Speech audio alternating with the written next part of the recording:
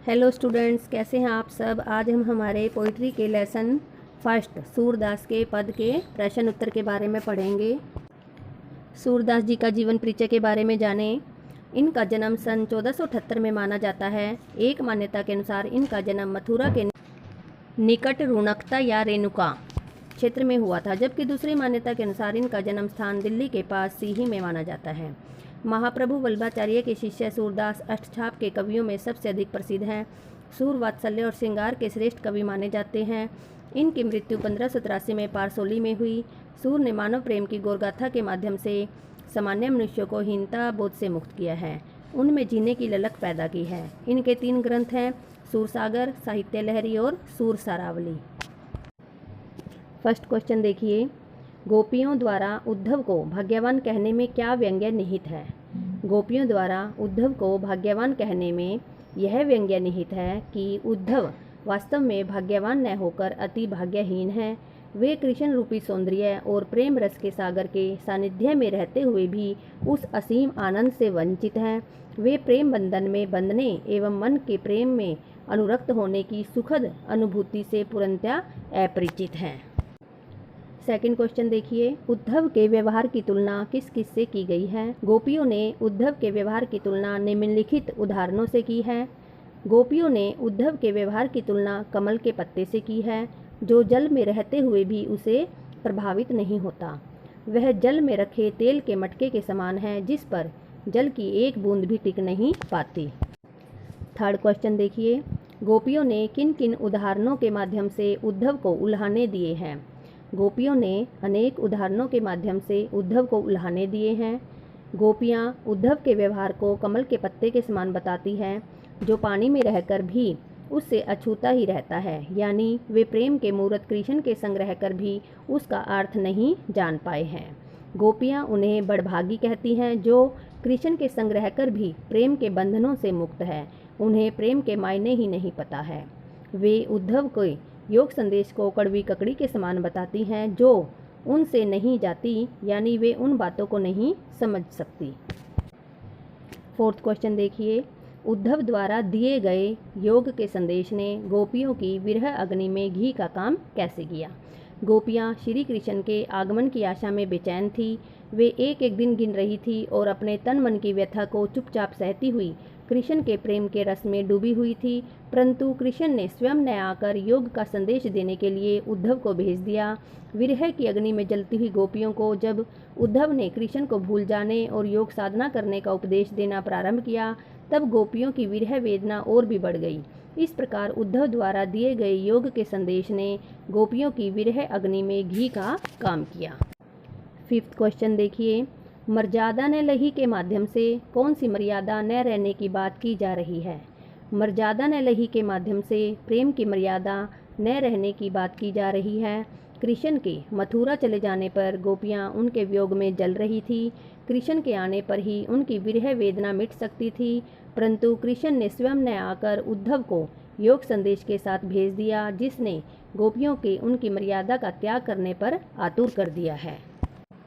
Sixth question देखिए, कृष्ण के प्रति अपने अनन्य प्रेम को गोपियों ने किस प्रकार अभिव्यक्त किया है। गोपियों ने कृष्ण के प्रति अपने अनन्य प्रेम को विभिन्न प्रकार से दिखाया है। गोपियों ने अपनी तुलना उन चींटियों के साथ की है, जो गुड़ पर आसक्त होकर उससे चिपट जाती हैं और फिर स्वयं को छुड़ा न पाने के कारण वही प्राण त्याग देती हैं। उन्होंने खुद को हारिल पक्षी और श्री कृष्ण को लकड़ी की भांति बताया है, जिस पर हारिल पक्षी सदैव अपने पंजे में कोई लकड़ी अथवा तिनका पकड़े रहता है, उसे किसी भी दशा में नहीं छोड़ता। उसी प्रकार गोपियों ने भी मन, कर्म और वचन से कृष्ण को अपने हृदय में दृढ़तापूर्वक बसा लिया है। वे जागते सोते स्वप्नावस्था में दिन रात कृष्ण कृष्ण की ही रट लगाती रहती हैं। सेवंथ क्वेश्चन देखिए, गोपियों ने उद्धव से योग की शिक्षा कैसे लोगों को देने की बात कही है।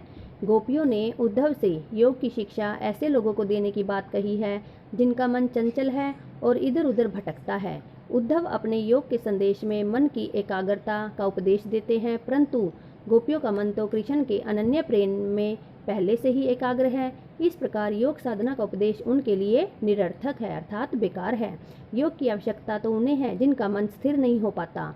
इसलिए गोपियाँ चंचल मन वाले लोगों को योग का उपदेश देने की बात कहती हैं। 8th क्वेश्चन देखें। प्रस्तुत पदों के आधार पर गोपियों का योग साधना के प्रति दृष्टिकोण स्पष्ट कीजिए। गोपियों ने योग साधना को निरर्थक बताया है। उनके अनुसार यह उन लोगों के लिए है जिनका मन अस्थिर है, परंतु गोपियों का हृदय तो श्री कृष्ण के लिए स्थिर है। वे उनकी भक्ति में पूरी तरह से समर्पित हैं। योग ज्ञान उनके लिए कड़वी ककड़ी के समान है, जिसे खाना बहुत ही मुश्किल है। यह ज्ञान गोपियों के लिए बीमारी से अधिक और कुछ भी नहीं है। 9th क्वेश्चन देखिए। गोपियों के अनुसार राजा का धर्म क्या होना चाहिए? एक राजा का क्या धर्म होना चाहिए? देखिए, गोपियों के अनुसार राजा का धर्म है कि प्रजा को वह न सताए और प्रजा के सुखों का भी हमेशा ख्याल रखे। 10th क्वेश्चन देखिए। गोपियों को कृष्ण में ऐसे कौन से परिवर्तन दिखाई दिए जिनके कारण वे अपना मन वापस पा लेने की बात कहती हैं? गोपियों को लगता है कि कृष्ण ने अब राजनीति सीख ली है। उनकी बुद्धि पहले से भी अधिक चतुर हो गई है। पहले वे प्रेम का बदला प्रेम से चुकाते थे, परंतु अब प्रेम की मर्यादा को भूलकर योग का संदेश देने लगे हैं। कृष्ण पहले दूसरों के कल्याण के लिए समर्पित रहते थे, परंतु अब अपना भला ही देख रहे हैं। उन्होंने पहले दूसरों के अन्याय से लोगों को मुक्ति दिलाई है, परंतु अब नहीं। श्री कृष्ण गोपियों से मिलने के बजाय योग के शिक्षा संदेश देने के लिए उद्धव को भेज दिया है। श्री कृष्ण के इस कदम से गोपियों के मन और भी आहत हुए हैं। कृष्ण में आए इन्हीं परिवर्तनों को देखकर गोपियां अपने मन को श्री कृष्ण के अनुराग से या प्रेम से वापस लेना चाहती हैं। 11th क्वेश्चन देखिए। गोपियों ने अपने वाक चातुर्य के आधार पर ज्ञानी उद्धव को परास्त कर दिया। उनके वाक चातुर्य की विशेषताएं बताइए। गोपियों के वाक चातुर्य की विशेषताएं अगर लिखित हैं। साहसी, गोपियां पूरी तरह से निडर हैं। वह उद्धव को कोसने से परहेज नहीं करती। वह उनके योग साधना के संदेश को कड़वी ककड़ी और बीमारी बताती। सेकंड है व्यंग्यात्मकता। गोपियों ने बड़े ही प्रभावशाली ढंग से व्यंग्य करती हैं। वे उद्धव को बड़भागी कहती हैं, क्योंकि वह श्री कृष्ण के पास रहकर भी प्रेम से अछूते रहे। यह कहकर वह उद्धव का उपहास करती हैं, अर्थात मजाक उड़ाती हैं। थर्ड है स्पष्टता। वे स्पष्ट शब्दों में उद्धव को बताती हैं कि वे कृष्ण के प्रेम में पूरी तरह से लीन हैं, इसलिए उनके योग संदेश का उन पर कुछ भी असर नहीं पड़ने वाला है। 12th क्वेश्चन देखिए। संकलित पदों को ध्यान में रखते हुए सूर के भ्रमर गीत की मुख्य विशेषताएं बताइए। भ्रमर गीत की मुख्य विशेषताएं अगर लिखित हैं। निर्गुण और निराकार भक्ति से ज़्यादा सगुण और साकार भक्ति को ज़्यादा महत्व दिया गया है। योग साधना का महत्व प्रेम की एक निष्ठता के सामने कम है। गोपियाँ विरह वेदना झेल रही हैं। गोपियों ने सरलता, मार्मिकता, उपालंब, व्यंग्यात्मकता, तर्क शक्ति आदि के द्वारा उद्धव के ज्ञान योग को तुच्छ सिद्ध किया है। गोपियों ने खुद को हारिल पक्षी व श्री कृष्ण को लकड़ी की भांति बताकर अनन्य प्रेम का परिचय भी दिया है। अनुप्रास, उपमा, दृष्टांत, रूपक, व्यतिरेक, विभावना, अतिशोक्ति आदि अनेक अलंकारों का सुंदर प्रयोग किया है। शुद्ध साहित्यिक ब्रज भाषा का भी प्रयोग हुआ है। इससे भी संगीतात्मकता का गुण भी इसमें सहज ही दृष्टिगत होता है।